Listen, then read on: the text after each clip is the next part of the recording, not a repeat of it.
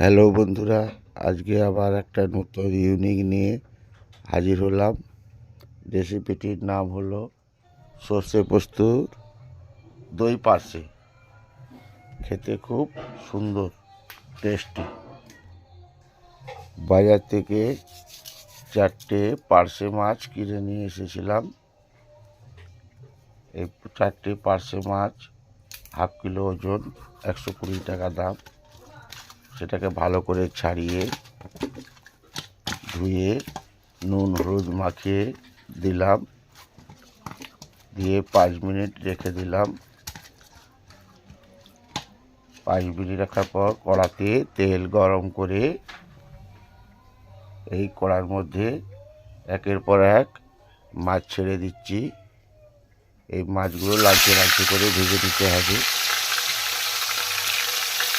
তেলটা পুরো গরম হয়ে গেলে তারপর মাছ ছাড়বে, নাহলে কড়ার মধ্যে লেগে যাবে মাছটা।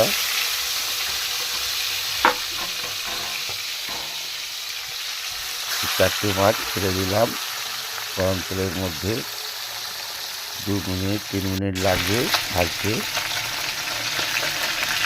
আস্তে আস্তে করে নাড়িয়ে দিতে হবে, নাড়িয়ে এপাশ ওপাশ করে ভেজে নিতে হবে, উল্টে পাল্টে ভেজে নিতে হবে। এইভাবে আপনারা রান্নাটা বানান, খুব টেস্টি রান্না, খেতেও খুব সুন্দর লাগবে। বাচ্চা বড় সবাই এই রান্না করা খাবারটা খেতে পছন্দ করবে। একের পর এক মাছ ভেজে নিলাম। এটা একটু কম ভাজা হিসেবে ভালো করে ভেজে নিলাম, ভেজে নামিয়ে নিচ্ছি। এই 4টে মাছ ভাজা হয়ে গেল। দেখুন কত ক্রাঞ্চি মচমচে হয়েছে।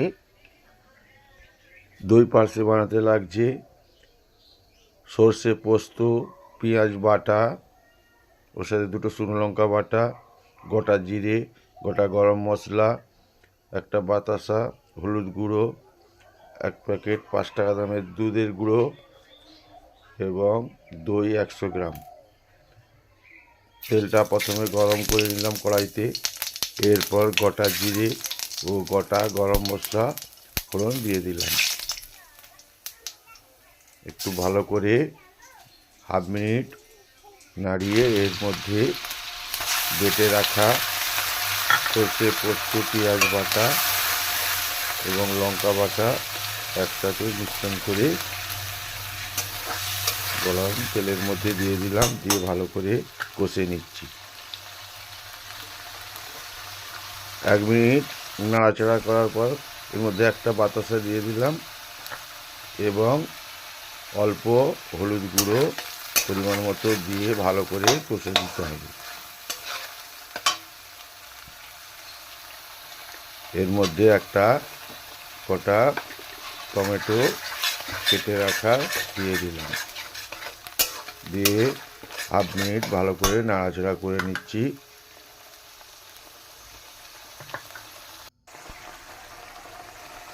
এর মধ্যে ফাটা হওয়া টক দই দিয়ে দিয়েছি, দিয়ে ভালো করে নাড়াচাড়া করে নিচ্ছি এবং 5 টাকা দামের গোলা দুধ এর মধ্যে দিয়ে দিতে হবে, দিয়ে ভালো করে নাড়াচাড়া করে নিতে হবে।